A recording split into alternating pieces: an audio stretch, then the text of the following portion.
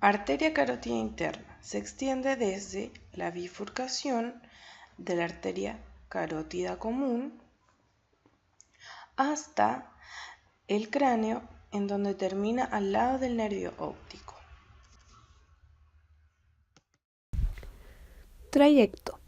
En un principio, la arteria carótida interna está situada en el cuello. Atraviesa inmediatamente de inferior a superior el espacio laterofaringeo y después el conducto carotidio y el seno cavernoso, para desembocar finalmente en la cavidad craneal. Desde su origen hasta la base del cráneo, la arteria lateral y posteriormente se relaciona con la arteria carótida externa, medialmente con la faringe y posteriormente con las apófisis transversas de las vértebras cervicales. Entre el cuello y el espacio laterofaringeo se relaciona con la vena yugular interna, el tronco simpático y los últimos 4 pares de nervios craneales. En el conducto carotidio, la arteria está rodeada por un plexo venoso y un plexo simpático. Saliendo de este conducto, penetra en el seno cavernoso. En la mayor parte de su trayecto, está relacionada con los nervios motores del globo ocular. Una vez llegando al extremo anterior del seno cavernoso, atraviesa la dura madre y la aracnoides, originando la única rama colateral importante, la arteria oftálmica. Luego, cruza la cara lateral del nervio óptico y se divide automáticamente en 4 ramas terminales. Estas son la arteria cerebral anterior, la arteria comunicante posterior, la arteria coroidea anterior y la arteria cerebral media. Todas estas forman parte del polígono de Willis. La arteria oftálmica.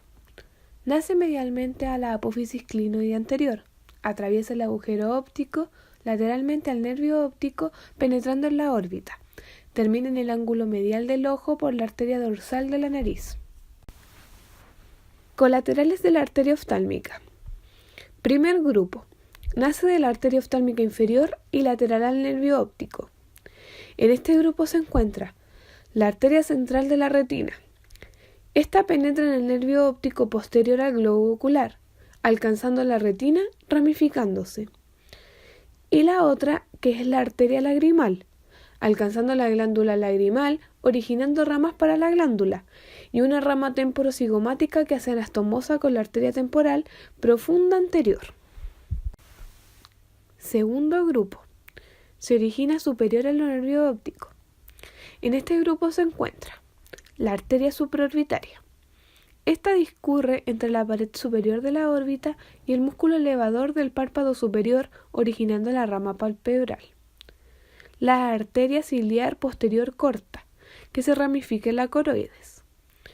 La arteria ciliar posterior larga. Pasa por el borde periférico del iris, donde se anastomosa formando el círculo arterial mayor del iris. Y las arterias musculares.